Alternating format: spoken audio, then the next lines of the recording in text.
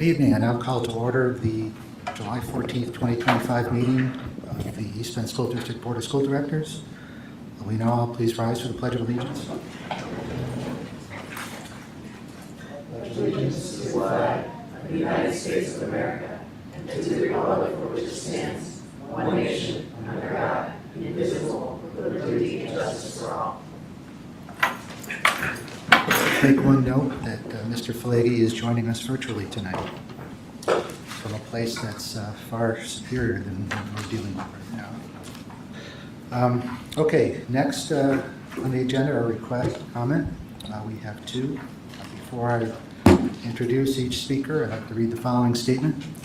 For those of you who may be unfamiliar with public comment, speakers should feel free to express their opinion, comment, or question, and understand this is not an interactive engagement with the board or with the administration.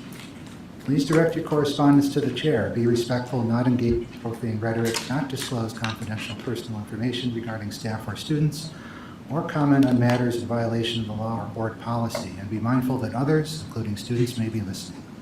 I would request that you consider that protocol when making your comments. Members of the audience, please also be respectful and refrain from speaking during the public comment period. With that, I will now announce each speaker and their topic. When you step up to the podium, again state your name, and you will have 3 minutes within which to speak. I will provide a 30-second warning for when your time is up. Okay, our first request tonight is from Paul Barbahen on the realignment plan.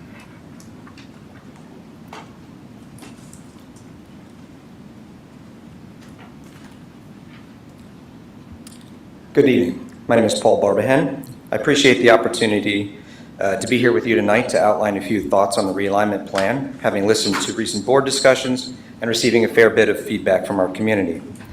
First, I just want to be clear that I'm not opposed to the conceptual framework of the realignment plan and trust that the administration has a clear vision on the benefits of the plan, especially as it relates to capacity and equity issues. Having said that, however, I do have two significant concerns. First, the cost has ballooned from roughly $60 million with zero debt required 3 years ago to $95 million with the district having to borrow $120 million today. And having experience with large capital projects, I suspect those numbers will ultimately be higher yet when all is said and done. I'm concerned about not just the escalating costs, but the overall impact that this will have on our taxpayers, future budget flexibility, and ability to invest in other district priorities, including the high school. We are asking our taxpayers to expect tax increases at the projected Act 1 maximum for the foreseeable future, while not incorporating a long-term plan to address the high school beyond the current maintenance strategy. Secondly, this board and our community have raised a number of significant concerns. In fact, a great deal of the feedback that I have received comes directly from our teachers and parents, most of whom have more direct insights into our infrastructure and capacity issues than I do. Many of them are frustrated with this process and see a pattern where their feedback is not valued. And while the wheels were set in motion by a prior board, it remains quite unclear whether a majority of this current board would support this project given the increased cost and overall impact on our long-term budget. We are not faced with a binary choice between funding the realignment plan or funding a full-scale renovation of the high school. There's an incredibly wide spectrum of options that should be and could be considered.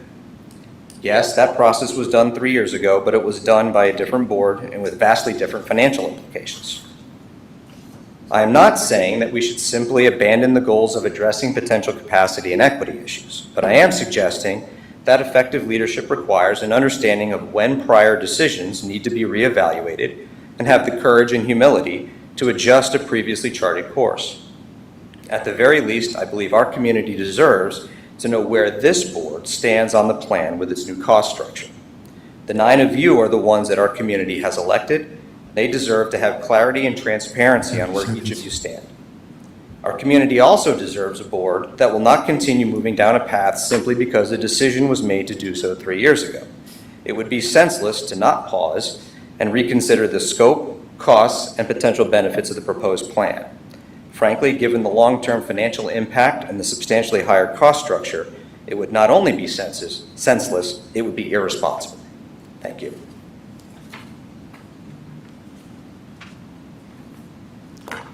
Thank you for your comments.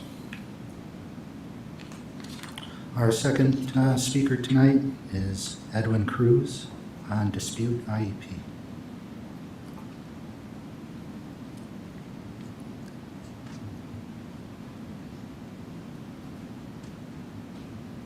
Good evening. My name is Edwin Cruz. I am the parent of the special needs kid. I graduated from Shoemaker in the 5th grade, going into middle school.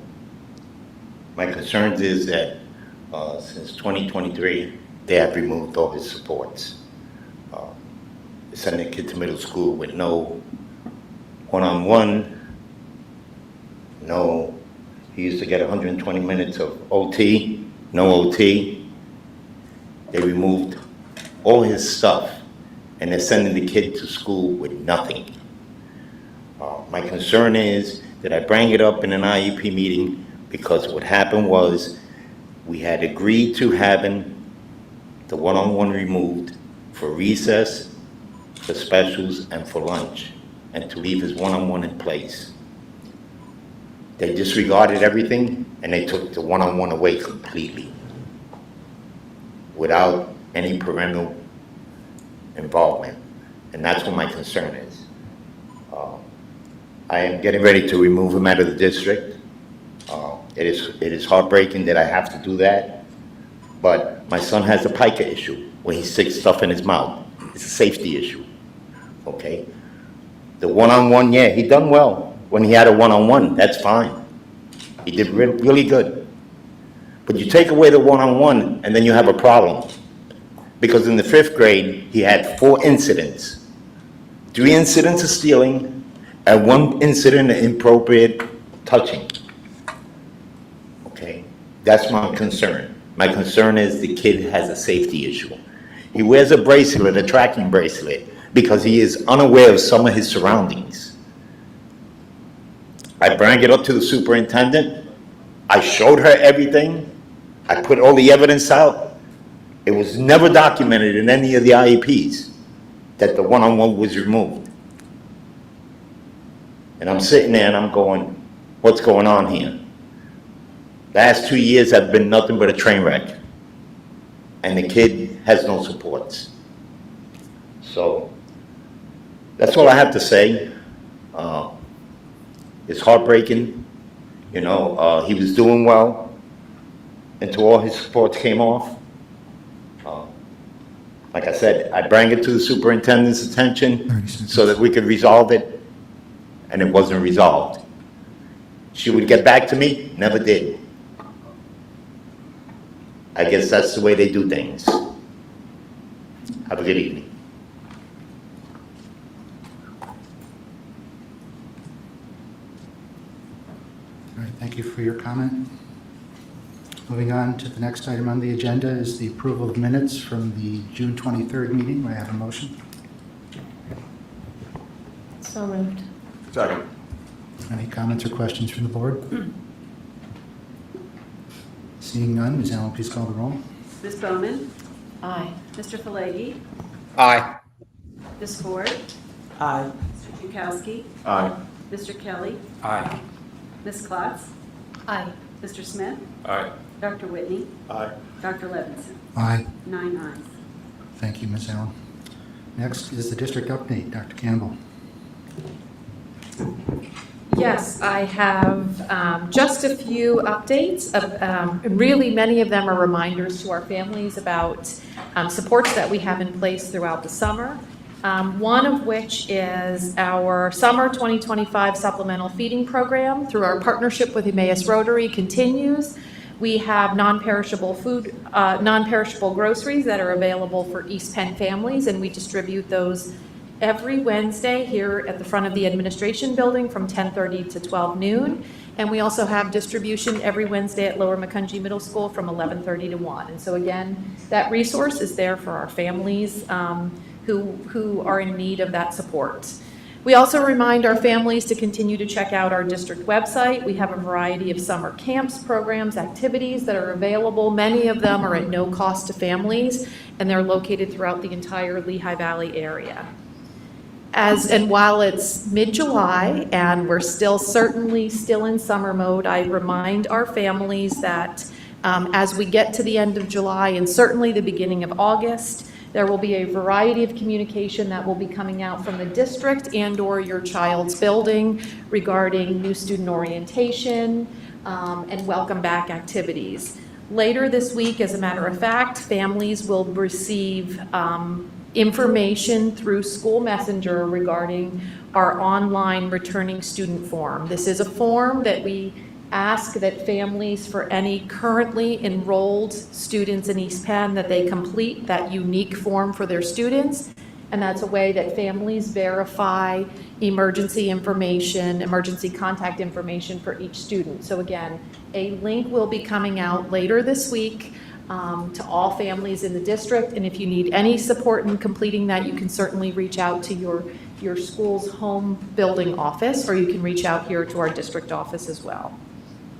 And as a final reminder, while it is summer and our district buildings, our administration building, all 10 of our school buildings are open as well. And if you need anything, you don't have to hesitate to reach out to either our district administration or our main offices at each of our buildings for that support.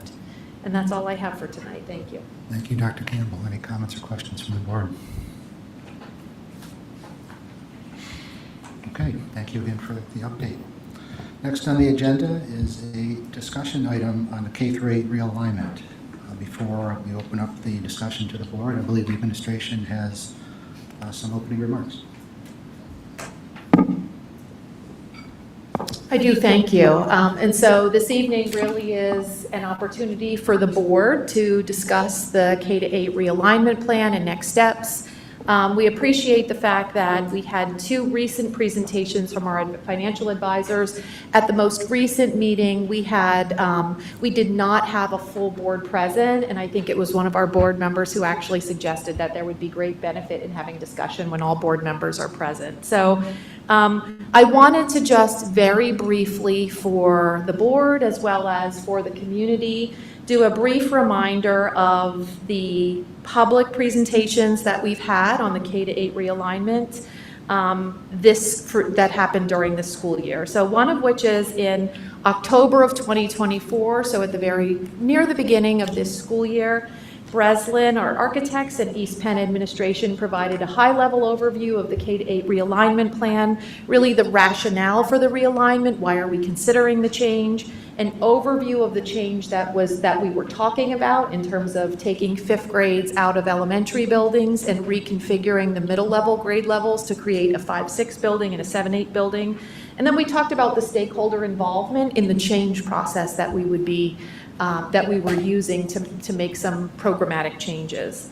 In February of 2025, our administration then provided details on the program that was being recommended K-4, 5, 6, 7, 8 to address those needs.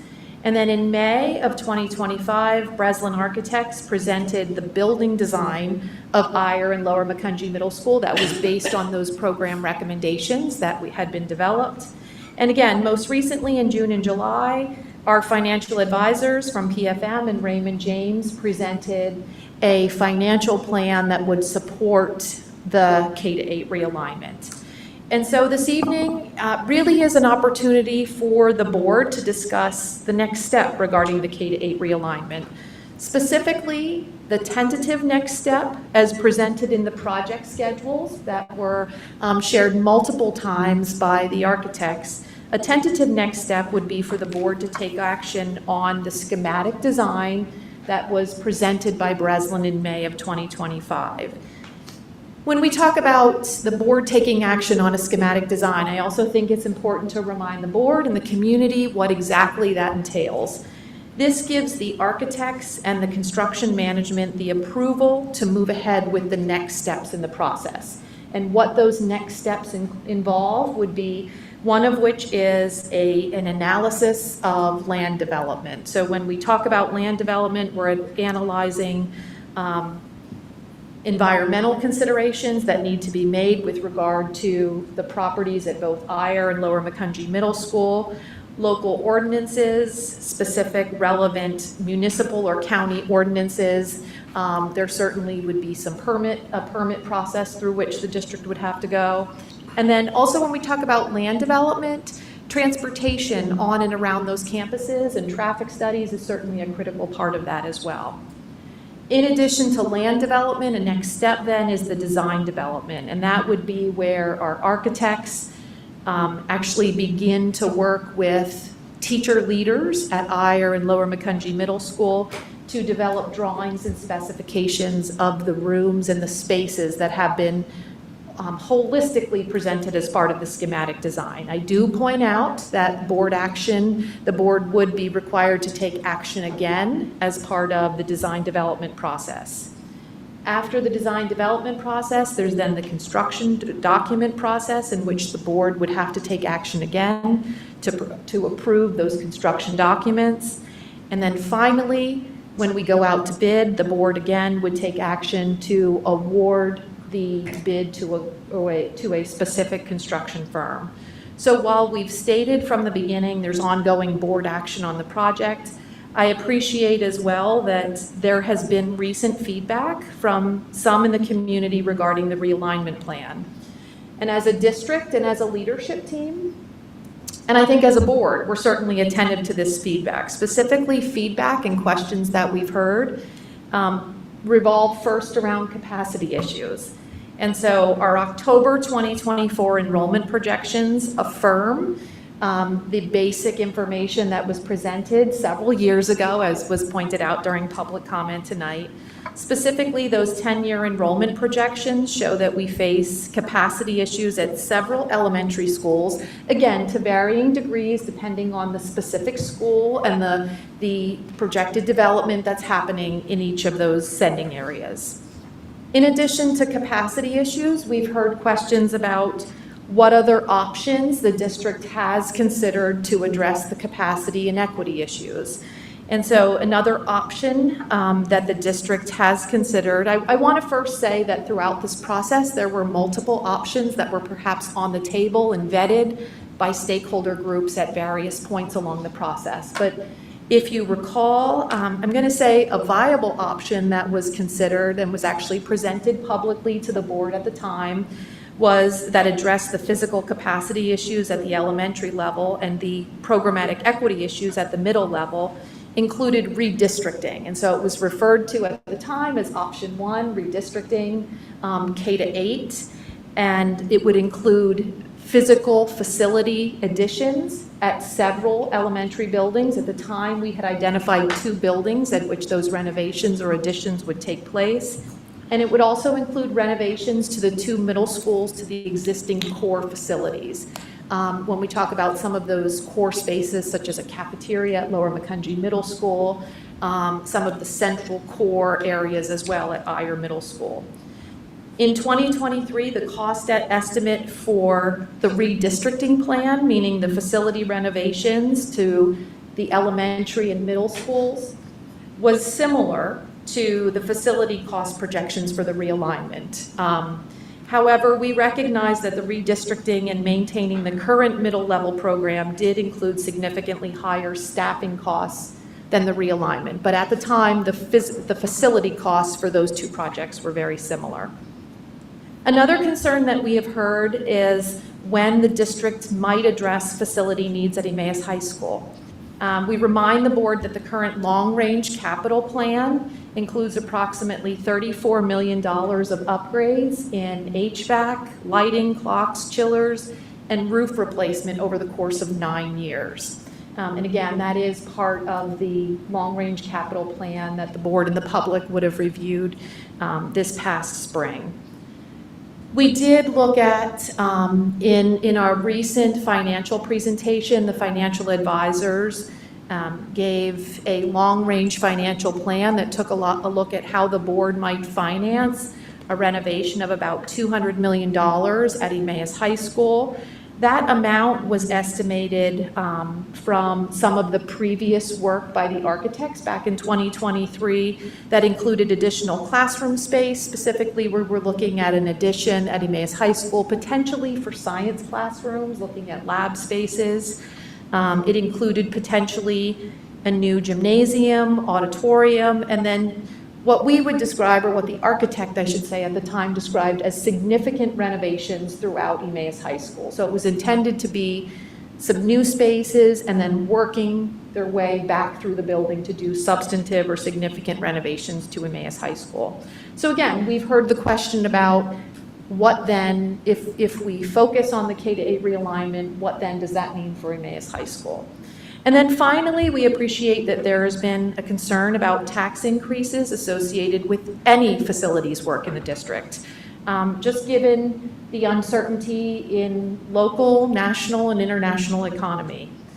And so while we're confident in the validity of the K-8 realignment plan and recognize that the work of many, many stakeholders over the course of several years is an efficient and sustainable solution to the capacity and programming issues across the elementary and middle grades, we also recognize that the board ultimately may desire to take a pause in moving forward, to monitor the economic landscape, to further investigate possible scaled back costs associated with the high school renovation, to again represent the impact of the first option of redistricting and building renovations at the elementary and middle school, and to take a closer look at the financial impact of that particular model now, several years later. We also recognize that there are implications if indeed the board decides to pause and do further investigation. We know that the capacity issues are continuing to loom out there, and certainly some may see that there is an urgency to address those capacity issues. And we also recognize that if we pause right now, the costs of the project potentially could be even greater when we revisit them in the future. And for those reasons, we're very interested in hearing the board's discussion this evening. And ultimately hoping to hear some clarity and some guidance to administration in terms of the most logical next steps for our school district and for our community at this point in time. Thank you, Dr. Campbell, for those opening remarks. Before I open it up to the board, I'd just like to let you know I'd like to hear from, or give everybody the opportunity to speak first before you get a second chance. All right, so with that, I'll open up for comments. Mr. Smith. Not a comment per se, just a quick question, a little bit of a question. Wanted to get out there first before we get too deep into discussion on bigger chunks of this. In some of the conversations that I've had, there seems to be, conversations I've had in the community, there seems to be a sense that folks aren't sure where to go to get the most up-to-date information. A lot of it is word of mouth, and with all due respect to my colleagues, I'm just as much a part of this as anybody else. We tend to talk a lot, and these conversations go very, very long. We have great conversations, but to expect that folks are hanging on every word that we say over the course of hours and hours and hours of discussion in order to stay informed, it's a tough ask for most folks. So I'm thinking about, how to get to the project page itself on the website, which is the place where I go to refresh my memory, the conversations we've had, the numbers we've looked at. I think if there's a way that we could bring that more to the front of the website, so when people go looking for information, they don't have to dig. Like even just tonight, I had to think about, okay, is it under the facilities section? No, it's not under the facilities section. It's under the board section. No, it's not there either. It's under the About Us section, and it's called EPSC Facilities Plan. But if there's a way for us to make a prominent spot for that on the homepage, I know that we have a lot of work, a lot of great things that are happening, a lot of great work that's being done day in and day out, a lot of initiatives and things that just come with the time of the calendar and the school year where we happen to find ourselves. We have summer camp, we have kindergarten registration, there's a couple of news items. I'm looking at some graduates from back in June, retirees. All of those things are great and newsworthy items that we want to host on our main page, but certainly the thing that's being talked about most is the facilities plan. So I don't know if it requires a whole redesign, I'm not suggesting that, but if there's a way that we could host a section of the main page for folks to come to take a look at it. And I just thought of this today, but it would be nice if we take some of the if we could take some of the slides that are easy to look at, easy to digest. I'm thinking about just the overall project milestones, so that people can have like almost like a visual tracker of where we are in the process, where we are in the discussion. Can we put that right on the homepage so that if somebody's coming in and saying, "Well, I haven't heard anything about it. Where are we right now?" Okay, we are right here in this timeline, and so they can catch themselves up with wherever they happen to be in their, understanding of where we are on the information in the background. So they don't necessarily have to rely so much on those that are quote unquote in the know more than they might feel, and to rely on those people for information. They can go and get it themselves. I think it would be a great thing if we could do that. That's really the gist of my comments at this point. I think folks generally know where I stand on everything else. So I'm going to sit back and listen to the conversation. Just wanted to put that out there for consideration as we're talking to the community tonight. Thanks. Thank you, Mr. Smith. Ms. Baumann. Yes, thank you. I appreciate having another meeting for discussion, as I was not here at the last meeting to offer feedback, so I appreciate the opportunity. I do have a few questions for clarity. Assuming the schematic design is approved, is it a future board that has to approve the raising the taxes to the index every single year for multiple years, or is that rolled into the decision on the project? It would be the future boards, as the financing goes into place, and that needs to occur. The boards each year would need to adopt budgets that would Okay. appropriately set the tax rate. So it's each year's budget is when that gets approved. Okay, that's what I thought, but I just wanted to make sure I understood. And then I have a couple small questions on the schematic design. And one of them is because I actually was falsely assumed something. I thought at one point you were talking about having a cinder track at LMMS for the track team. That is, I'm saying some of this stuff just for people listening. The track team currently practices on the track at the high school, I believe. But that disappeared. I assumed it disappeared because it was too expensive, but apparently it dropped out of the project before that, and I'm just curious what the reasoning was behind that. I will say we felt as if the current model of the track team does currently practice on some evenings at their home buildings. And so they're running and doing some basic field events at their home buildings. And then they are able to share with the high school track after, when the high school is no longer using the track. So there's that sharing that's able to happen. And from, certainly being mindful about overall costs of the project, we included in the schematic design only items that we felt were absolutely essential to fulfill the program vision. And so there were perhaps some things that were addressed early on as wishes or wants that might be nice to have, but not essential to the program. Okay, thank you for that.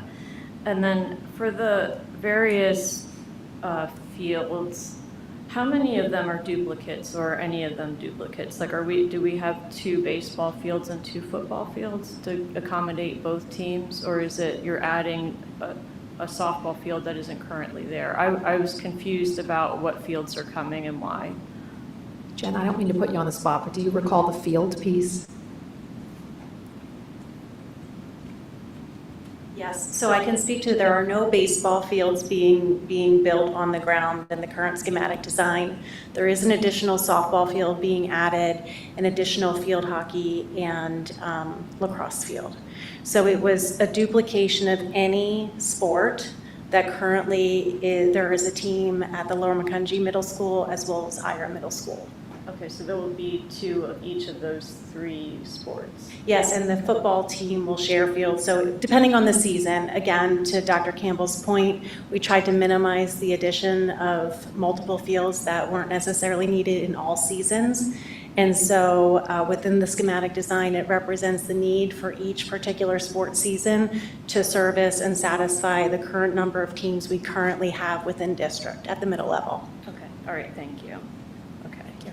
I have a smattering of comments that are about many different aspects of this. I don't think they'll actually take long, but so at your last meeting, the board discussed high school versus the realignment project. And I got the sense that some board members were a little annoyed with those of us who kept bringing this issue up. And I want to say that at some point there was a change in direction. The administration decided to prioritize the middle school project or the realignment project over the high school project. But that information was never communicated to the rest of the board. I don't know if leadership knew about it, but I certainly didn't know that the high school was being deprioritized. So I think it's fair for those of us that we really didn't know about it until the financial presentation, when it became very clear that if we move forward with the one project, we're absolutely not moving forward with the other project for at least 10 years, if not much longer. So I think it's fair for us to question benefit versus cost on both projects to make sure we agree with prioritizing the one project over the other. Also from the last meeting, I felt like using $250 million as okay, that's too expensive, therefore we can't do anything at the high school, seemed like a false story to me.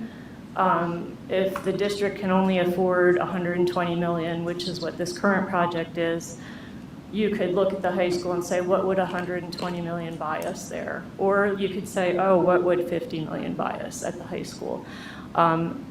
No one was ever saying that we needed to have a $250 million project at the high school.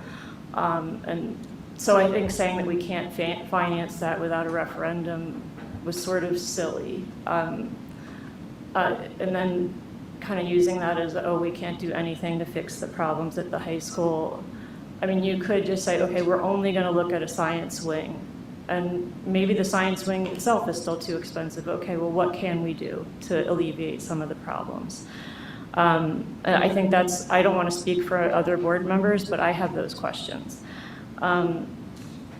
One of the reasons that I'm really concerned about prioritizing the realignment over doing anything at the high school is there's a lot of community buy-in for doing something at the high school.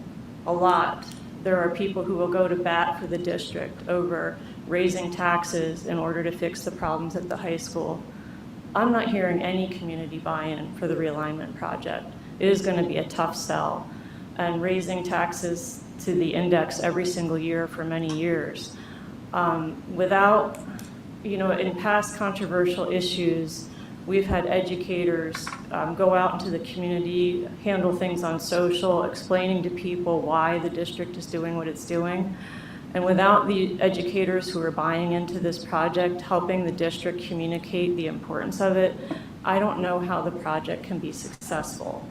Okay, and then I have a few comments about realignment versus redistricting. I'm going to keep this short, but one of the reasons that I started to question whether realignment was the right move is that right now we're taking bodies out of the elementary schools, but we're not actually fixing any of the modernization issues at any of those schools.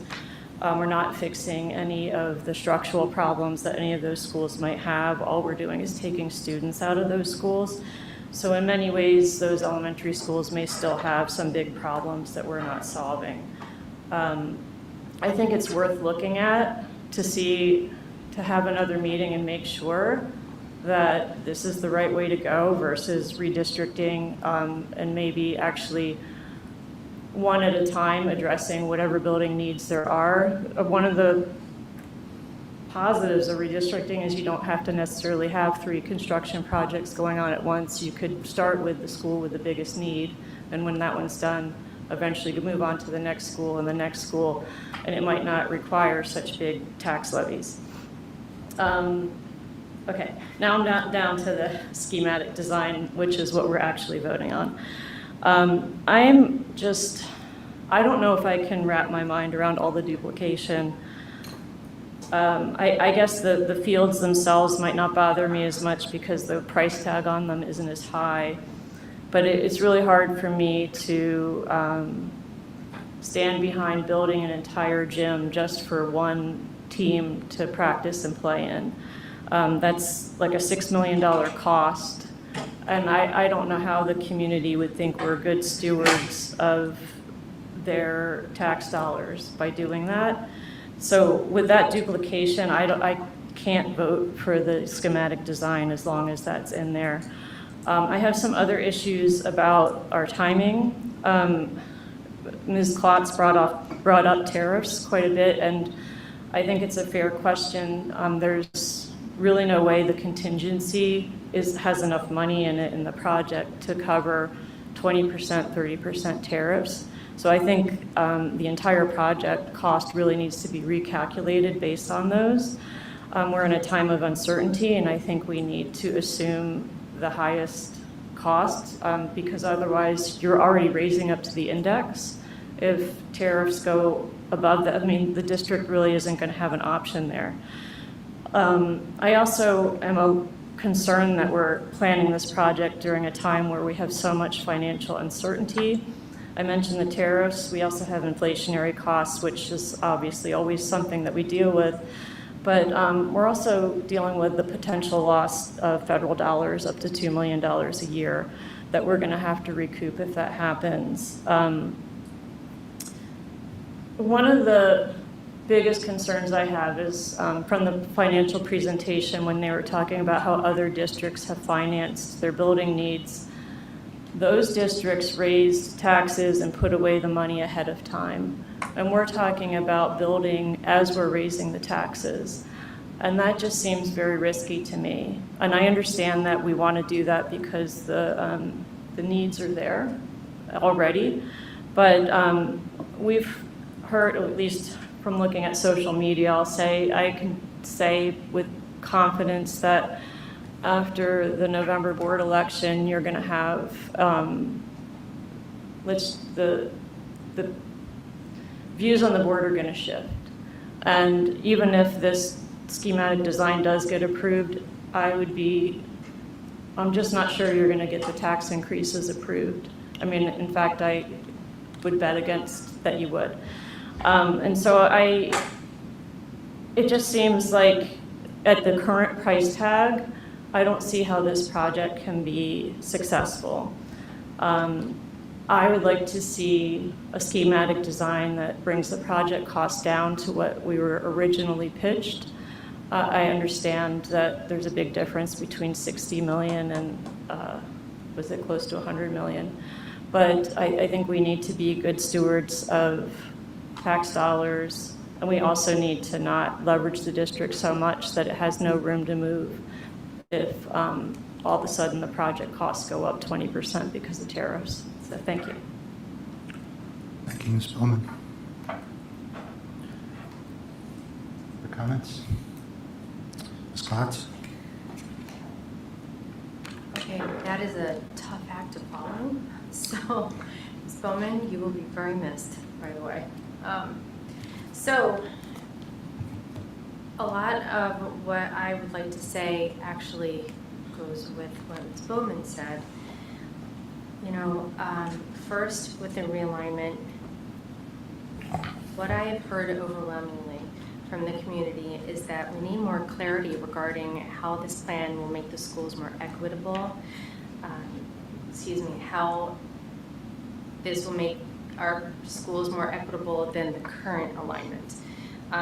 You know, the plan appears to continue with the same equity concerns that we currently have, but now we'll have a green team and a gold team. And, you know, just based on that plan, my concern as far as equity is that the students from LMS and IRE who have been training for sports and drama and, you know, music for years will take the already limited positions that, you know, we currently have. They'll be more limited with the green team and the gold team. So I'm concerned about that. I've heard that from several community members. There are a lot of questions here. Clarity is, again, very much needed. You know, some other questions that I have are, for instance, the realignment. Okay, so how can that be done without all of the renovations that we have? Really more along the line of what Ms. Bowman was saying.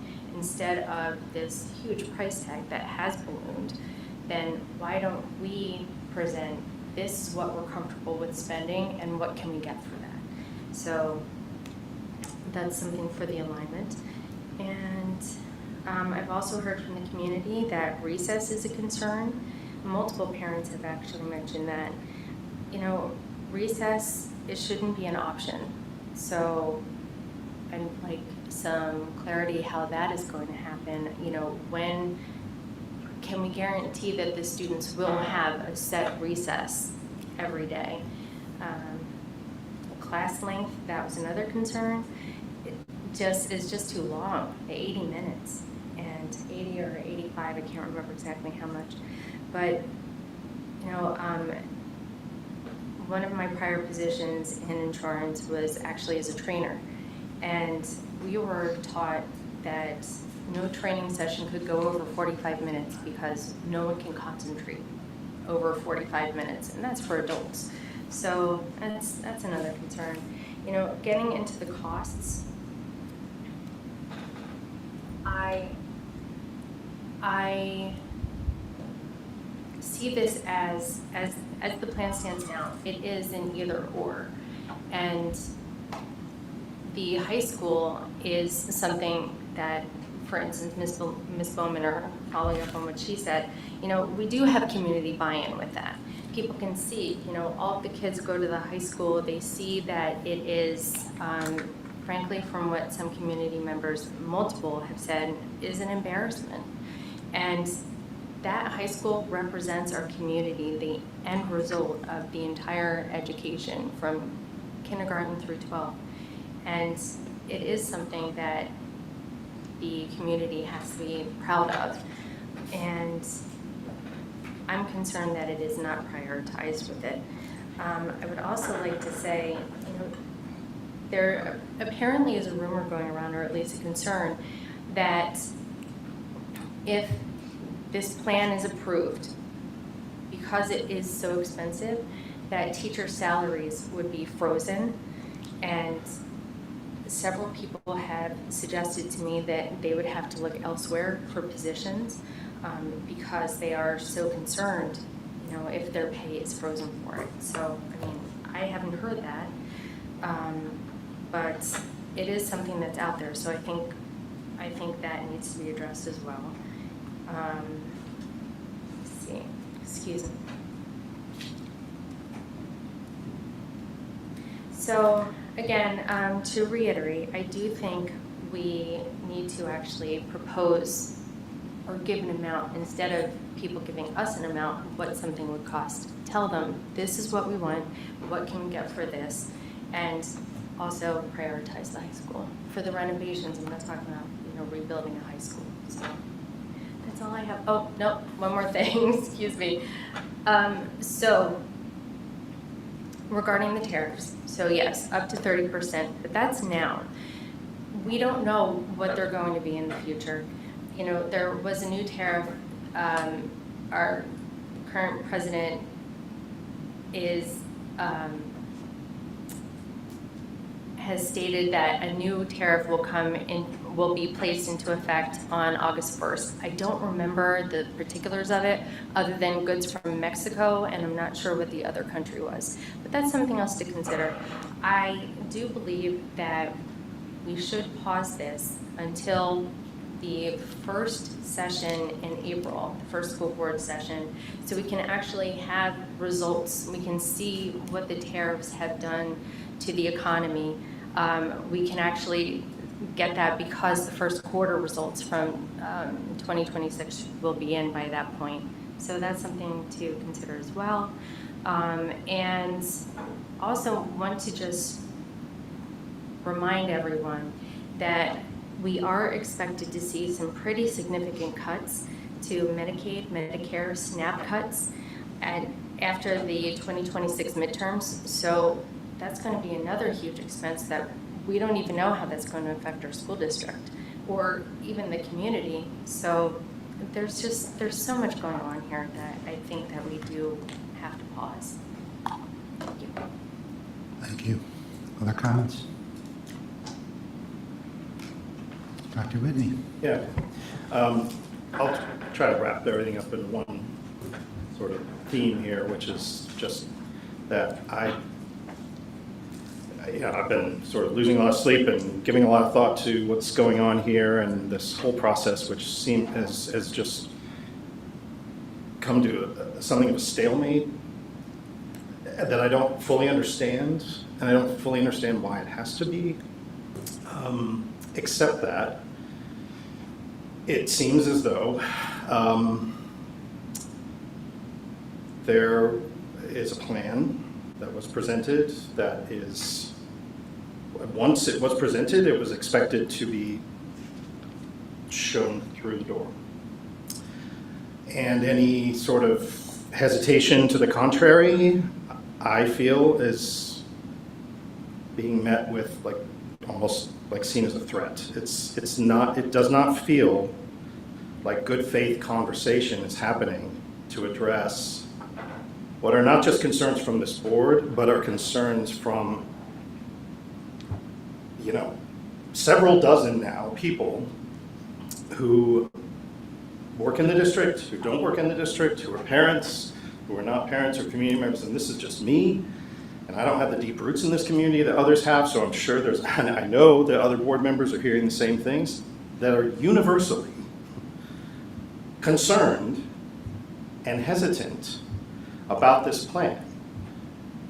The cost of it, but also the way that it's been presented, which many intelligent people are not able to understand the reasons why it is being pushed so hard in one direction. And I can't say that it's the fault of all of those people that aren't following the evidence, the lines of argument that are saying this is the plan that we must do as a district. I just can't say that all of those people are wrong. And sure, there's varying levels of attention being paid, there's varying levels of whatever you want to say. But so what do we do with that? Is my question. And it's the question that I'm just sort of agonizing over, because what do we do with that? What do we do with the fact that, as Ms. Bowman pointed out, there really is no community buy-in for this plan? We do one of two things. We move it on through and we say, we'll figure it out, or we try to address at least some of the specific pieces of information that people feel like they don't have. One of those is around enrollment and numbers. And so, Mr. Fisher, am I allowed to say that we've received information, or? You can refer to the. Can I refer to? You have information. Okay, so we have information as a board. We've been given information that summarizes, in what I think is a very helpful way, to me at least, the enrollment numbers for each elementary school and the projections, which have been presented publicly by our partners at PowerSchool and were updated recently. And what those projections now show based on the enrollment and the targeted capacity of each building. That's very helpful, and I I would suggest that that has been presented to the public 3 years ago, or 2 years ago, or 1 year ago, or 6 months ago, but here we are. I would like to see that presented to the public in a very detailed format.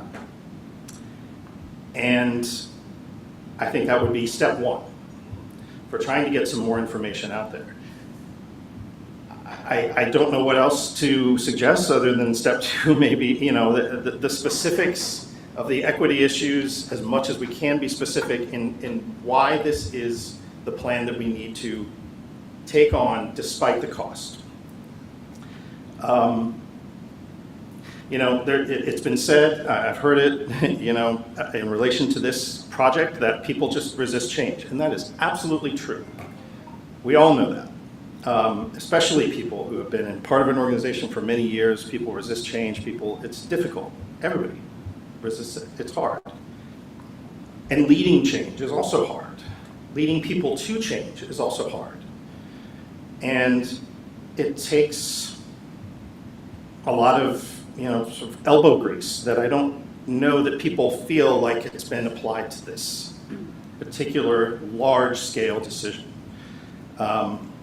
You know, and then just the last thing I'll say, you know, just in regard to the finances, it's already been said, you know, I'll just echo it. I mean, we're in a time of incredible economic uncertainty. That's unfortunate. That's nobody's fault in this room. But here we are, and it's, I think, if nothing else, we really have to question whether this is a sound financial decision. And I know also that it's not going to get any better, right? We can say, well, let's see where we are in 2 years. Well, I can pretty much predict where we're going to be in 2 years, which is probably more chaos and less certainty. So, you know, again, do we strike while the iron's hot? Do we move forward right now, knowing that this is the best scenario that we're going to have presented to us? Maybe. That's difficult for me, given that I don't think the full buy-in is there, and I don't think people really believe in this project. And I think we have to get them there.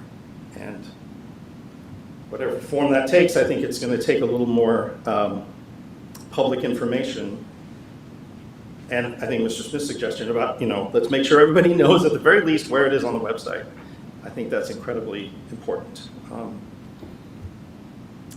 I'll leave it there. Thank you, Dr. Whitney. Ms. Ford? Thank you. So I so appreciate all the conversations that we get to have and the various opinions that come out from this board. And I think all the concerns are legitimate. None of them are invalid. And I think it's healthy to have, you know, discussions, but it's also healthy to have varying opinions. And I know that I've spoken multiple times about the idea of doing something as opposed to doing nothing. I don't say that in terms of I'm just giving a nod to this because it's doing something. I actually do think that the plan that's being suggested is a viable plan. I also think for the people that I've talked to in the community, even the ones with angst, through extended conversations on the reasons why it could be a good idea, people have been positive about it. The one thing I noticed in talking to people, I think parents of older children are able to get better information out of their older children, maybe information that you wouldn't be able to get out of a younger student because thought processes are different. High school students are able to communicate what's happening in the high school, where younger students may not be able to do that as well. I think the equity issue will always be at the forefront of my mind. There's always discussion about what schools have that other schools don't have. We all know how the tax dollars are spread in our community. I think we can't turn a blind eye to that. And I really believe that everyone on this board wants a level playing field and a level equity in education for all of our students. And if the realignment is one way that we can get at that and chip away at the disparities, I'm willing to consider that. I think, yes, we absolutely should make sure that the community fully understands what we're proposing. And if they don't feel like they understand, I don't see why we can't give more information. I mean, communicate, over-communicate when necessary. Charts and graphs are always helpful. Whatever we can do for whatever project collectively we're supporting, we should do our due diligence to make sure that people understand it. I know when I talk to community members, like I said, even the ones who seem to have a lot of questions and angst, I talk long enough for them to at least understand where I'm coming from. And I haven't had one person, particularly of a younger student, say that they don't want a better situation for their student.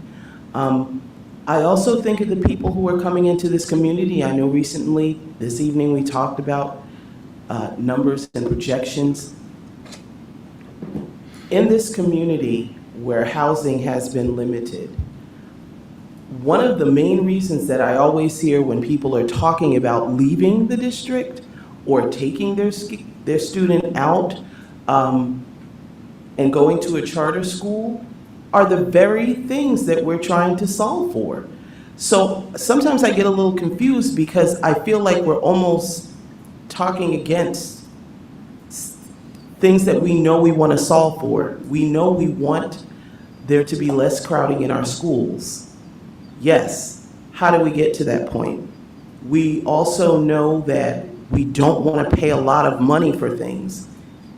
Okay, we know that two things can be true. But how do we find the balance to make sure that our students have an equal opportunity at education? How do we make sure that there's no overcrowding? And how do we do it in a financially viable way? Those are the three things that I think we're trying to solve for. And I get a little agita thinking that all we're ever going to do is talk about it without action. And so my thoughts are, we have to find a way to not just talk about it, but be about it, prioritize, and come up with a plan that we can feel good about, all of us can feel good about. And that's all I'm going to say. Thank you, Ms. Ford. Additional comments, Mr. Jankowski. So I think all my colleagues have made very poignant comments about this plan. One thing I'd just like to put out there, so the East Penn School Board voted 8-1 to approve this plan. Now, half the school board was current school board was either not on that board or they were new.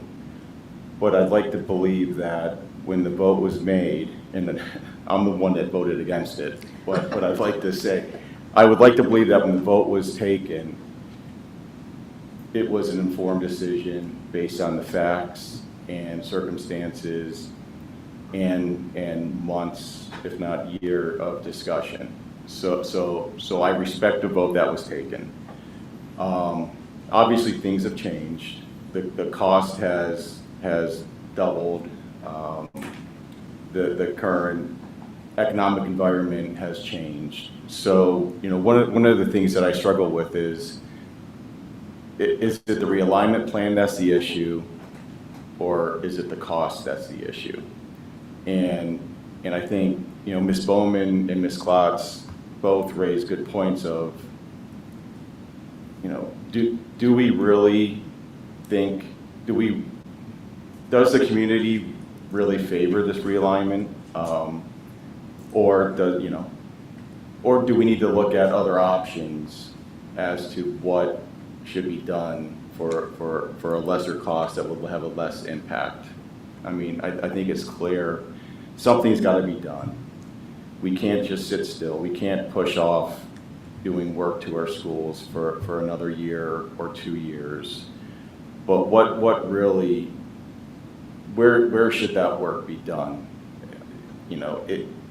If we reduce the cost, if we're able to find a work that can be done at a lesser cost, does that make the realignment more palatable? Or is the high school in such a poor state that something must be done there first? You know, right now you hear about there's homerooms in the gym, in the hornet's nest, or, you know, is that going to continue? Is that going to grow? Is that going to become worse with the growing population that's expected? Should we pivot? I mean, what I'd like to know from the administration is, do you guys, does the administration still think the realignment is the most pressing and viable need? Can something be done at a lesser cost but still address those needs if the realignment is really where the administration believes that our focus should be? Or should we pivot to the high school and do something, start doing work in the high school at this stage? Would a redistricting, and I asked this question 2 years ago, to have circumstances change, would a redistricting help solve some of the issues, some of the equity issues, some of the class size issues, some of the school issues at the elementary level and the middle level, and allow us to put some money into the high school? Or would redistricting really not cure the problems we're seeing, and the realignment is still the way to go? You know, unfortunately, we're you know, whichever way we go, we're going to be pushing back construction work that needs to be done. But I do think it's important that, you know, in the current situation that we're in, that we do have this board has a better understanding of what the cost and impact are of these various scenarios.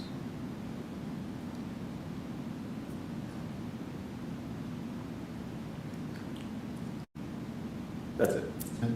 Thank you. Mr. Falegi, do you have any comments? Hello? Yes. Yeah, I do. I understand where all of my colleagues are coming from. Can you guys hear me okay? Oh, yes. Am I on like explosive mode here? Yeah.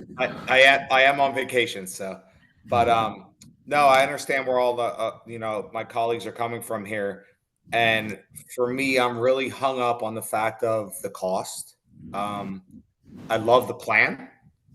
I think I love where we're going with it, but to go from 60 to 120, you know, almost 50, you know, it's 52 times the amount, is where I struggle the most.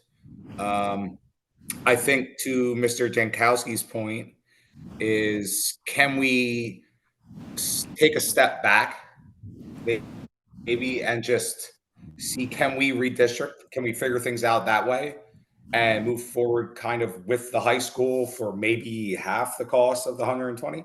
Go back to the 60 that we were originally told, if you will, and kind of do things that way, because no matter which way you look at it, if we do something, you know, a 5, 6, 7, 8, that's eventually going to get to the high school where we're already over capacity, in my mind. So I think it makes more sense to me to start on, you know, the higher end to the high school things, and then kind of redistrict and figure out what we can do on the back end. It's just, it's the cost. It's the cost of having to say, and I can't say to a taxpayer that I'm going to say Act 1 index every year is the way we're going to have to go. So that's kind of where I stand. I mean, you guys know that, you know that from me. I'm just a, you know, straight shooter when it comes down to the finances of things. I always want to do what's in the best interest of the students. And it's just, it went from 60 to 120. And I just can't, I don't understand how that happens. So that's where I'm at. Okay, thank you, Mr. Falegi. Mr. Kelly, do you have any comments? You know, I came into the meeting having watched, you know, not being here at the last time you guys met, being able to watch that, kind of take my time through it, and I felt really good about the viability for the financial plan. I try to, I feel like what I'm being, led to believe is that with great, great support by these professionals that the K-8 alignment, or the greatest need is in those K-8 ages. And like Ms. Ford, I think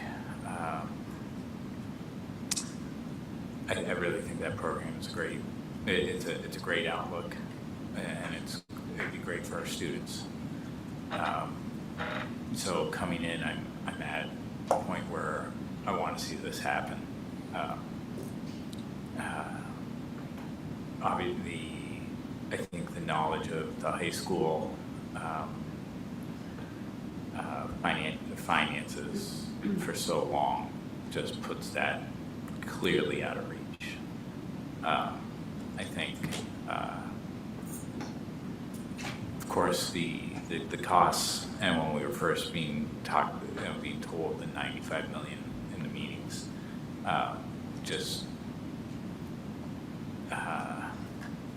some of it, I think the ballooning is just from costs being more. And I think the redistricting, whatever that number was, is also going to be increased at a certain amount. So, if there's not much of a difference between the two, and we have a program that is such a better outlook for our students, I think as taxpayers we take that on. So where my head was coming in was that I'm confident in the K-8 realignment plan. I would have, especially educating myself on that, had I been on the board at that time, I would have voted for that. And I still stand with that now. The schematic design is, I think it's a great design. I think if we're cutting costs, at what point is there a significant difference? Is it the 65 million that we were originally told? And in which case, is that even attainable to get close to that? If we cut a gym, I think, in my opinion, a gym is something that the community is going to be using constantly. Where I see a lot of community involvement with the schools themselves is with the sports programs and with the orchestra programs and these after-school programs where the gym comes into play. And it's a very, it's one of those community outreaches that I think makes something like that sacrifice to pay for that and keep that worth it. So I guess as I ramble, I apologize, but if we cut 10 million, what does that really accomplish, and what does that take away from us, right? What would be the first things to go? What I hear is, as I sit here, is a lot of caution, and I'm sitting here listening to each person. I think there's as I sat here, if I was doing this project with my house and with my wife, and we spoke of this much caution, I think I would step back and I would look into maybe just see where some other options might be, and I appreciated that this was just discussion. And we're obviously going to keep this discussion going on some level, but hearing the points that everybody's making, I think I would be also at a point where I would accept going back and looking at the redistricting and what that price tag might be, or looking at what significant differences could be made to bring that cost down. I don't know. I do agree with Ms. Ford. There needs to be some action taken.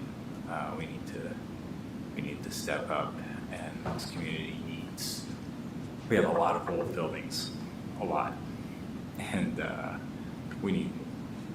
I think, from some of the community outreach that I've gotten, is the lack of past boards to be able to make a decision and go with it, and to improve the outlook for our students. And I think we need to.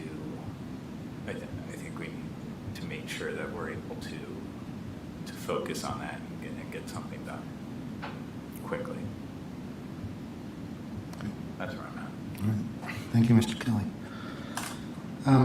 Okay, so everybody's had an opportunity to speak. I'd like to take the floor. I did prepare a number of comments, but I did want to open with a few things. First thing, I agree that there are people who feel strongly about the high school. I don't believe that the community's opinion on what's important is monolithic. I do think that there are people who see the value of the K-8 realignment. I know that there are teachers in the elementary level who would be excited about having the elementary schools be readjusted as proposed. Something I would like to highlight is that the decision to pursue the K-8 realignment was not done, in the back room or under cover of night. It was voted on in public and discussed in November of 2023, and was voted on 8-1 with Jeff the lone dissenter for different reasons. So, it was publicly done and it was publicly explained, and there was no, attempt to, hide the direction that was chosen. In terms of what to spend for the high school, if the high school were to be given the priority, I would want to do it right, which means that I would want to have the proper budget to design the high school appropriately. And the $250 million that was used as an illustration, did factor in some increase from the 187 that was originally estimated with the plan back in 2023. So that's not an unrealistic number to think about what you would do for realignment or for a renovation budget. And as we saw that, if we're balking at a $95 million project, I don't see how a $250 million project is going to be any easier for the public to see as financially viable.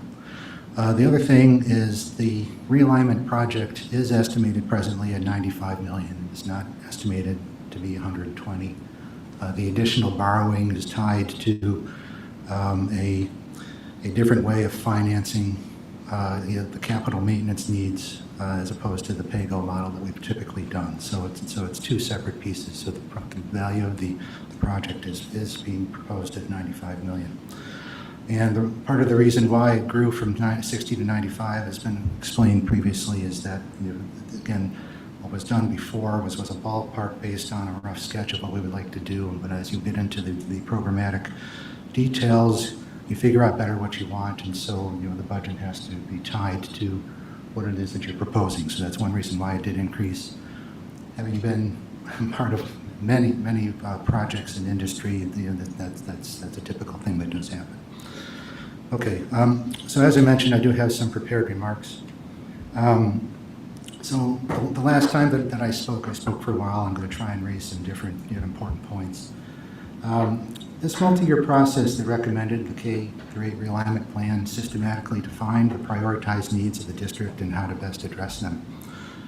The process enabled key questions to be asked on future enrollment trends, individual building and facility needs, and programmatic enhancements to foster equity and to improve student outcomes. In my opinion, the time is well spent to provide or map out answers to these questions and to determine how to achieve them in the most cost-effective manner, all the while relying on the input of hundreds of stakeholders from across our community. The whole reason for doing the process was to develop a proactive plan of action to get ahead of issues and to deliver on district needs rather than operate by a reactive and less coherent strategy. I think anybody who's done project work will understand that if you don't plan things out and you become more reactive, it becomes far more difficult to solve the problem and often more expensive and more difficult and more involved.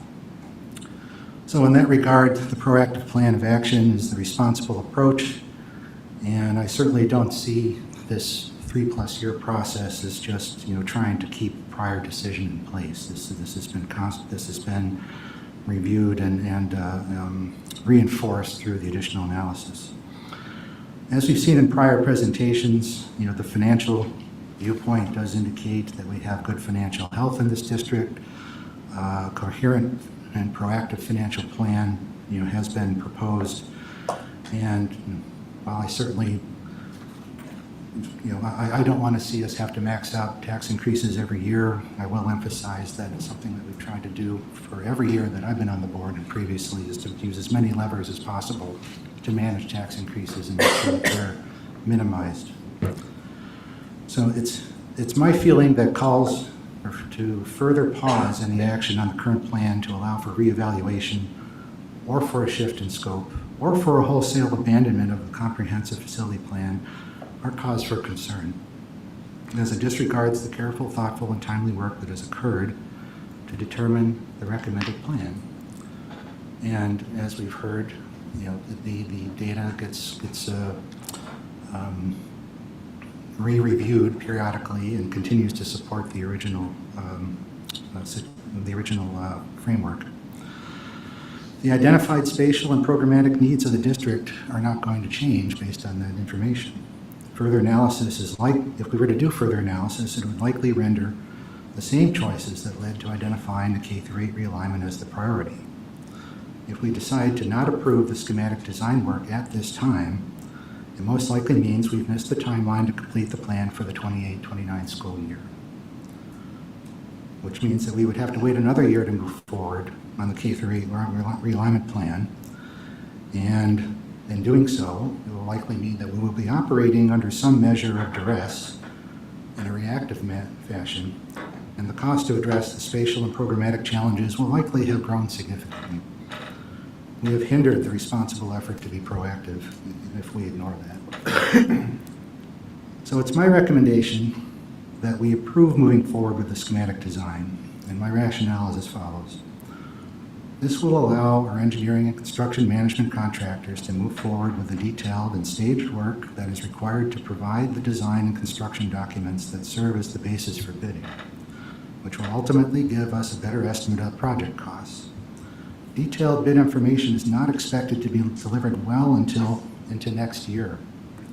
And when received, it will provide us with other opportunities to evaluate the cost and scope of the project. So I can see tangible advantages to this approach, as we will not lose the time needed to complete the project by the fall of 2028 if we find the K-8 remains viable, because we will have constant analysis through this whole process. And the investment by moving forward with the schematic design is only a fraction of the project cost. And debt service space can begin building into the budget, as we will need it regardless of what we do, whether we move forward with K-8, whether we move forward with redistricting, or whether we move forward with something from the high school. Which reminds me, I had another point to make on the high school. Something that's far less than the 250 million.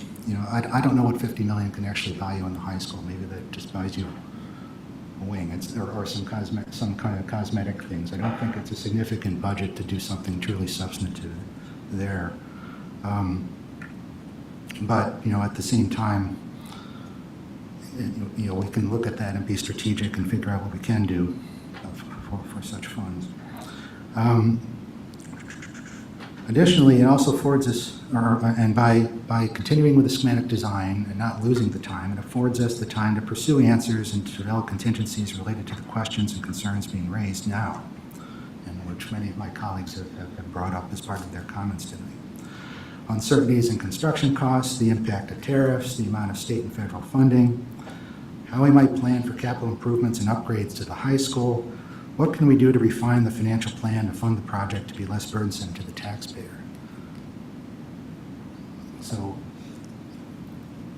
by allowing us to move forward with the schematic design now, we can conserve the time, and we can do a lot of these and address these questions and think of these things in parallel, so that again, we can hit that 28-29 timetable. So, I think that this will work to satisfy the district needs in whichever direction we move in the next year or so. I did want to make one reference to some history, and it's important that we do learn from history.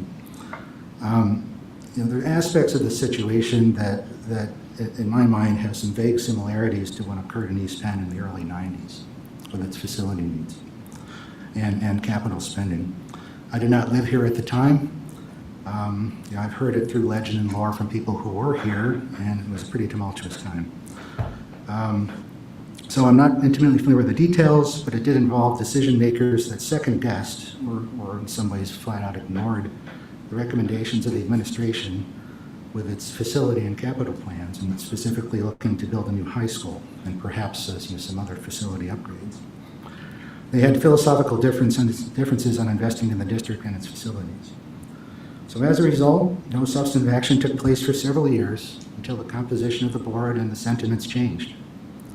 Up until that transition, the needs of the district remained the same. They persisted and they were amplified because of the inaction. And the plan that expanded our facilities subsequent to when they were no longer in charge was less harmonized and from what I understand, more costly than if action had been taken earlier. So, with that, I'd like to avoid making the same errors. I do think that it's important that we take seriously the work that has been done, which has looked at a lot of these concerns that have raised, and they're all legitimate concerns, but I think they've been part of the conversation.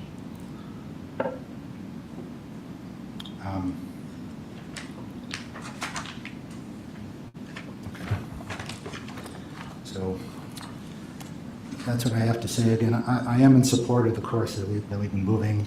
I do think that there are continued opportunities to think about and align our actions and our approach so that we can try and tackle as many things as we can and have the opportunity to evaluate. And again, I just think it's very important that we don't lose another year.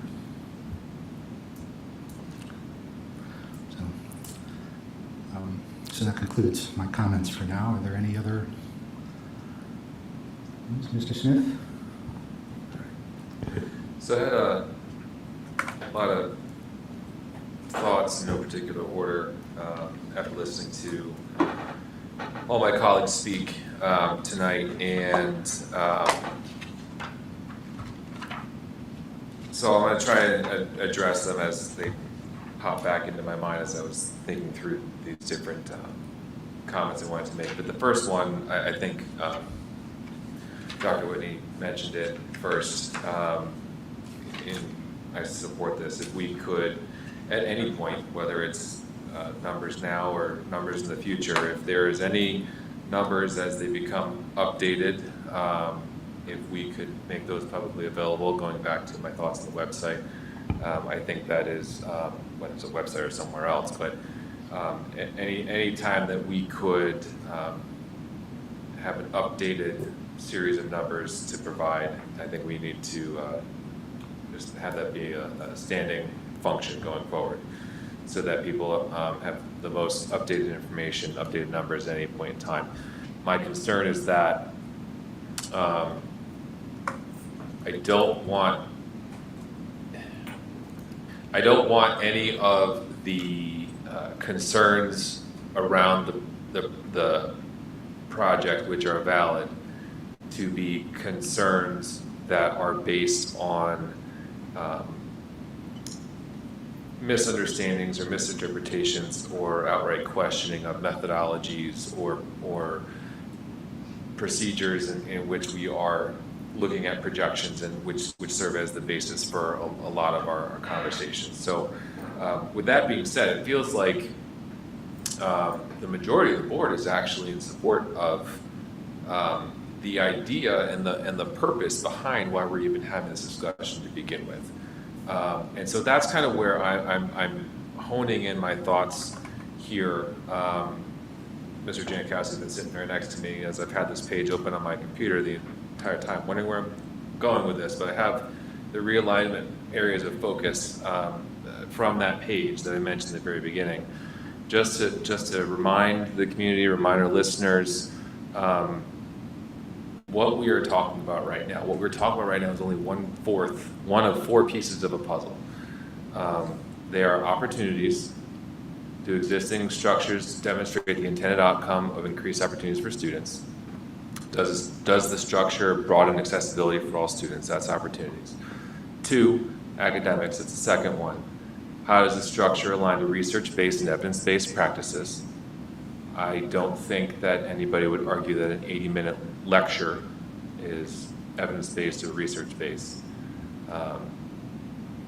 That's different than an 80-minute period. We're not talking about a lecture, but how does this structure reflect the future vision of education? How will we ensure that all buildings offer equitable learning opportunities for all students? Those are 2 big ones. Third one being equity. How does the structure support inclusivity and sense of belonging for all students? I think it's safe to say that most, if not all, parents would like to have their students go to school where they feel like they belong at that school. And if there's something that has caused them to not feel like they don't belong, that they belong there, then they would want to fix that. How does the structure ensure that all K-8 students have access to rigorous academics that close achievement and opportunity gaps? Those are 3 of the 4 pieces, and I hope those are not being debated right now. So I like to believe that we are all in agreement in all of those 3 pieces. The 4th part, obviously, being finances. Does it reflect a financially feasible and sustainable option for the district? And how does the structure represent the alignment between our financial resources and district priorities? And all 4 of those things are connected with a thread. And you really can't argue the weight of one of those areas of focus over another without drawing away from the priority of one of the other ones. So for example, if we are saying, okay, we need to reduce the amount that we're willing to spend on this project, which I argue would be a good, like most all of my colleagues would agree that's something that we should be doing. Cutting that cost down is going to come because of that connected thread to some of the other pieces that we're talking about. And if we can do that in a way that can still hold true to those other 3 areas of focus, then I think we have our winner. My passion and my concern, and I apologize if this comes off as annoyance, it is not that. I know that each of the other 8 colleagues of mine on the board come from good faith, and they come from their own sense of passion around the topic as well. My passion and my comments come from the potential thought of, as Dr. Levinson has just mentioned now, come with the thought of an adjusted timeline that impacts teaching and learning to a negative degree, or the potential increase, the potential benefit to teaching and learning impacts that in a negative way, impacting any of the other 3 areas of the focus of the entire plan. So that's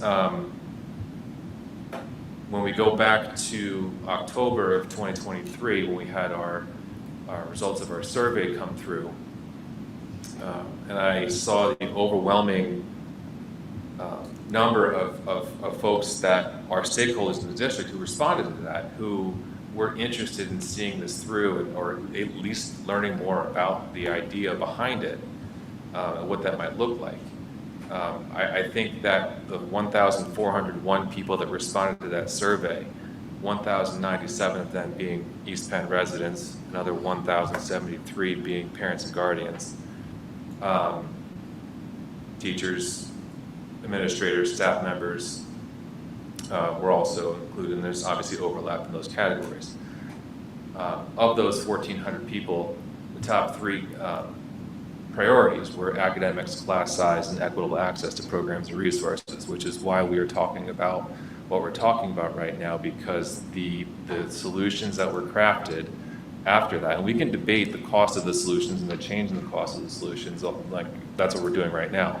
But those solutions were developed because of those three priorities that came from a survey that went out and was responded to by 1,400 community members, 60% of which were interested in hearing more or in favor of grade realignment versus keeping the current K-5, 6-8 grade configuration. Because 62% said that the most important thing was equity in educational programming. All of that is I'm just reading right off of what is found on that main page, going back to October 2023. So that being said, I wish,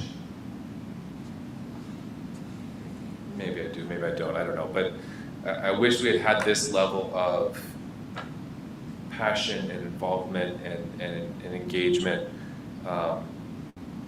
back when it was just an idea getting off the ground, and we had dozens of folks who were part of those discussions originally that were really interested in this idea of this new way of structuring, realigning our programs to address a lot of those concerns that we all agreed on, and I think we all more or less do agree that there are concerns that need to be addressed.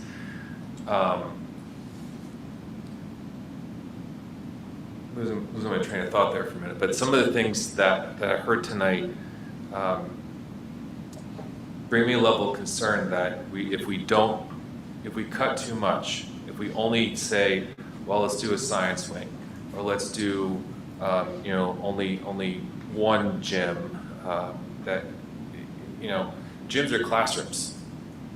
They're classrooms, and they happen to be also used for sporting events. But those are instructional spaces that, if we are providing 2 instructional spaces right now, and we are not providing that again in the future, that is a reduction in the opportunities we're providing our students. So I don't want to cut so much that we potentially rob our students of the opportunities that they have currently. We often hear from via email from a former board member who is concerned, and rightfully so, about our rankings within the state, nationally, and the decline in test scores and how we compare to other folks. And in order to close that gap or to turn the ship around, which I argue that we are starting to do now, it's going to require some big changes. It's going to require some big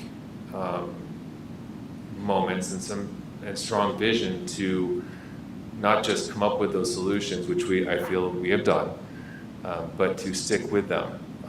And I worry that future iterations of the board, whether it's this project or some other project, are going to shy away from doing those necessary things, making those big steps that are going to be uncomfortable, but are going to shy away from them because they're worried that we're not going to, there's no guarantee it's going to be around in 2 years, 4 years, 6 years, whatever it might be.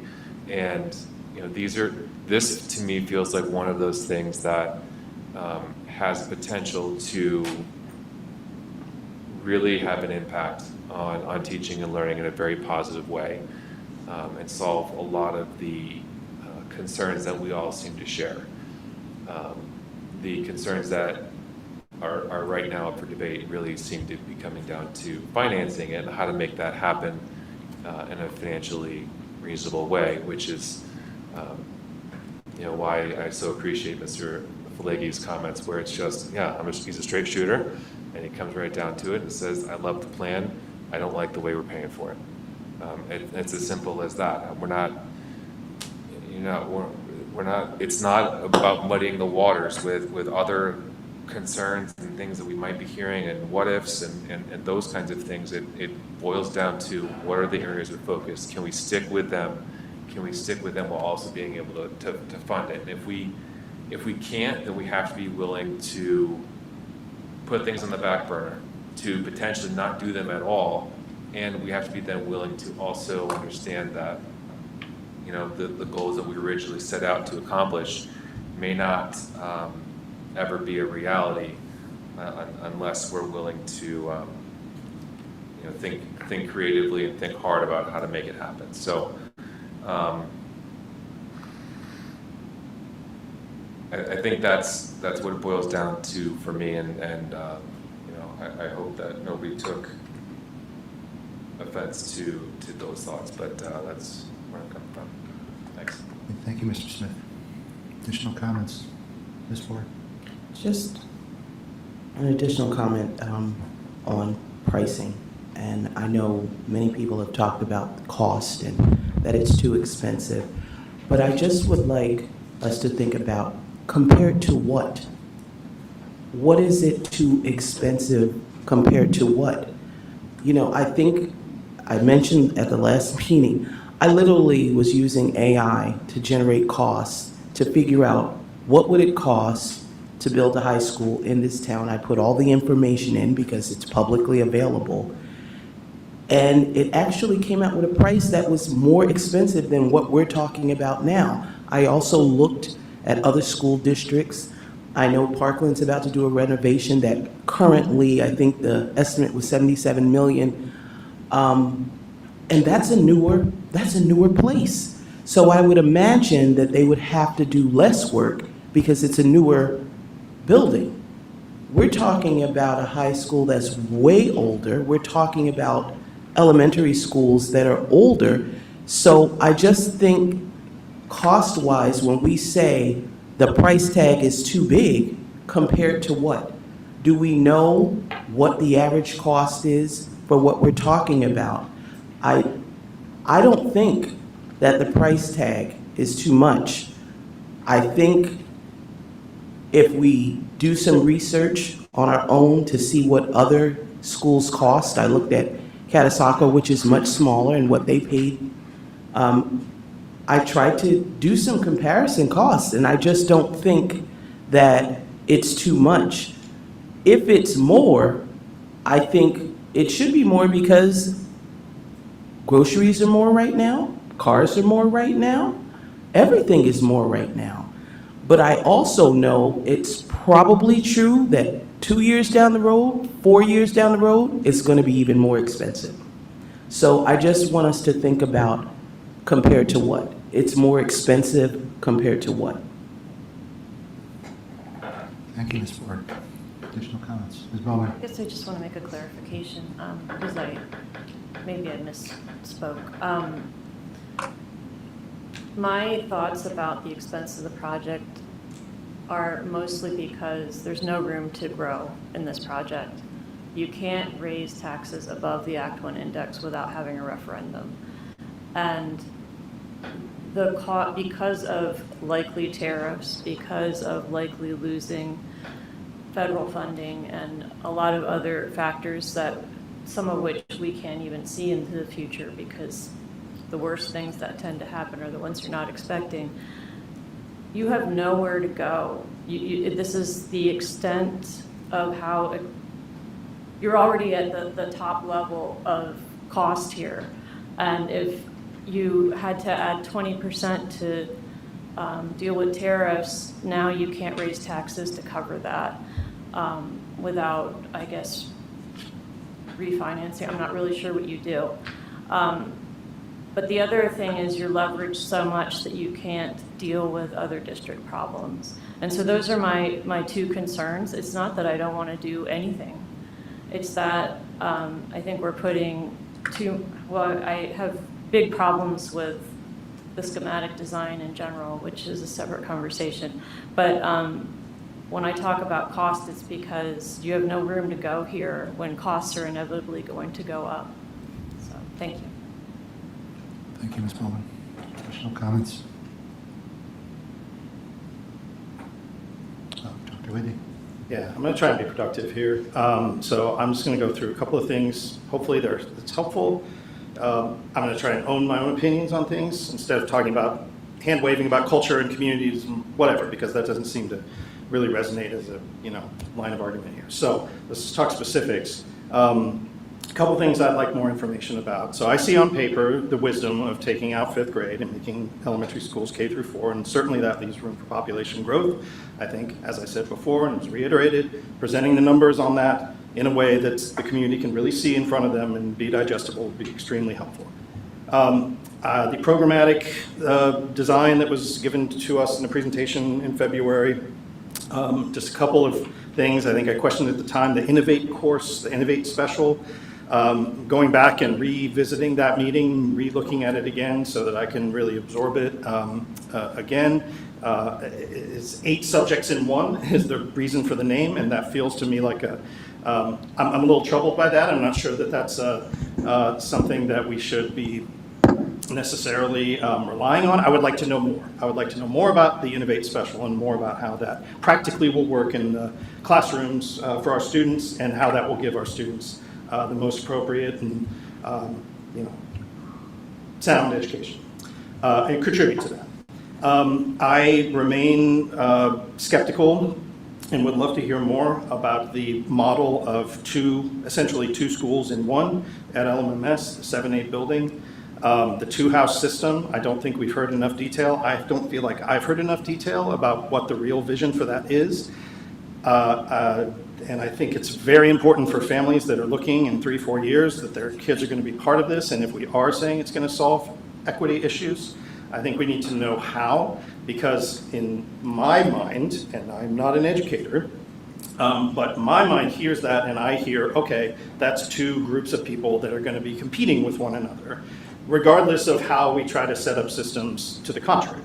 I think that's human nature, and I think that's the nature of kids that I'm aware of. So I want to hear more, and I think it would be very helpful because I've also heard a lot of skepticism about that from other people. I said I wasn't going to talk about other people, I'm talking about myself, but I feel that skepticism. And just finally, I guess for the high school, if we are going to take the position, and let's say it's a legitimate position, that the high school just needs maintenance, and that will address the issues that we're hearing from some teachers, some staff in the building. I would just like to hear a little bit more specifically. Yes, we've seen the maintenance plan. Yes, we've seen the capital plan over the next 9 years, as you referred to earlier, that there are going to be HVAC upgrades and roofing upgrades and things like that. I would love to hear just a little bit more, maybe from the facilities department, about, okay, this is going to be done and it's going to address XYZ in the building, so that people can hear that. People can hear that their concerns have been heard, and that maintenance project number 3 is going to address that in this way. I think that would be tremendously helpful, and again, just go a long way towards easing my mind in terms of us not, addressing the high school, whatever that may mean, and it could mean a million different things. I would just like to get a little more detail on that. So hopefully those are some specific things that are on my mind that can be helpful in terms of going forward in presentations. So thanks. Thank you, Dr. Whitney. That was productive. More comments? Okay, Ms. Klotz. So thank you to everyone. I really appreciate all the viewpoints. We really do learn best from listening to each other and getting additional viewpoints. So just a couple of things. First, focus groups that were created, and people discussed the realignment plans, saw the different options. Can we actually meet with those people and see where they are now? Because that was from 2022, 2023, when this is going on. So, If you're referencing this past school year, we actually we had 4 different parent stakeholder groups with whom we met, and we met with them 3 times throughout the year. Okay, so maybe that's something to do, talk to them and see if they still have the same opinions now, see if anything has changed. Because the world has changed so much, you know, so maybe their thoughts around this plan have also changed. I don't know, just an idea there. As far as the high school goes, I really would like to actually get in the high school and see what people are talking about. So, you know, if that would be a possibility to go in and actually put our eyes on the issues that people have, I'd appreciate that. That's all. Thank you. Thank you. Anything else? Okay, that was a lot. Appreciate the discussion. I don't know if the administration has any closing thoughts. No, I mean, simply, I will say we started off, my opening comments were really about recognizing that we're at what I would describe as a critical juncture, right? And so I think the discussion this evening was certainly helpful in informing us in terms of perhaps logical next steps as we reflect on the feedback. Certainly appreciate that several board members actually reiterated the concerns that we too have heard from the community recently and or that some board members have brought forth. And as always, again, I think I've said this before about our board in terms of, I think through thoughtful discussion, healthy debate, honest sharing of differing and diverse opinions ultimately always brings us to an even better place. And so we appreciate the feedback and certainly have much to consider as we think about next steps for this work. Great, thank you, Dr. Campbell. All right, well, let's move on in the agenda. Next item is personnel. There was one correction that was made earlier today on item 5, support staff appointments. Staff assistant hourly rate should be $19.78 per hour. May I have a motion to accept the personnel items? So moved. Second. Are there any comments or questions? Seeing none, Ms. Allen, please call the roll. Mr. Pelleggi, Aye. Ms. Ford, Aye. Mr. Jankowski, Aye. Mr. Kelly, Aye. Ms. Klotz, Aye. Mr. Smith, Aye. Dr. Whitney, Aye. Ms. Bowman, Aye. Dr. Levinson. Aye. 9 ayes. Okay, item 6, business operations. If there are no objections, I'd like to take items A through D together. May I have a motion? So moved. Second. Any comments or questions? Seeing none, Ms. Allen, please call the roll. Ms. Ford, Aye. Mr. Jankowski, Aye. Mr. Kelly, Aye. Ms. Klotz, Aye. Mr. Smith, Aye. Dr. Whitney, Aye. Ms. Bowman, Aye. Mr. Pelleggi, Aye. Dr. Levinson. Aye. 9 ayes. Thank you, Ms. Allen. Item 7, curriculum. I'm going to take these two items separately. May I have a motion on item A, educational conferences? So moved. Second. Any comments or questions? I have a question, actually it's a request, and take it or leave it, but when these documents are produced, I don't know why this only is occurring to me now. I think a lot of times in the name of the conference, it's obvious what organization is presenting it, but it's not always the case. And in this particular document, there was a couple that really that's not the case. So I think it would be very helpful to just have one more line to say what organization is holding this conference or hosting it, and yeah, that's all. Just an information request. Thanks. Thank you. Any further comments or questions? All right, seeing none, Ms. Allen, please call the roll. Mr. Jankowski, Aye. Mr. Kelly, Aye. Ms. Klotz, Aye. Mr. Smith, Aye. Dr. Whitney, Aye. Ms. Bowman, Aye. Mr. Pelleggi, Aye. Ms. Ford, Aye. Dr. Levinson. Aye. 9 ayes. Item B is to approve the K through 12 curriculum presentation that we saw at the last meeting. May I have a motion? So moved. Second. Any comments or questions from the board on this exciting new direction for the district?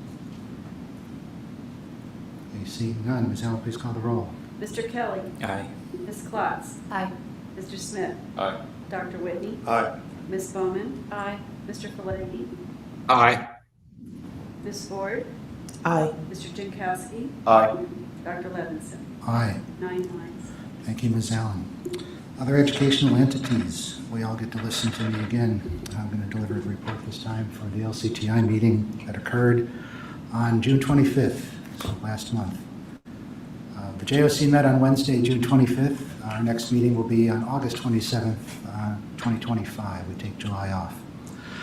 During this meeting, the administration reviewed the results of the 2023-2024 audit, which was delayed due to business office turnover and other issues. Thankfully, the result was a clean audit with only minor recommendations. On a related note, the JOC approved the hiring of a new business administrator and a new assistant business administrator, which is the result of a restructuring plan in the works for several months for the business office that will provide benefits moving forward. Logan Garner from Northwestern Lehigh was recognized for being one of 8 participants nationally in the National Maritime Welding Competition Championship, June 2nd through the 4th. She is a recent graduate from LCTI.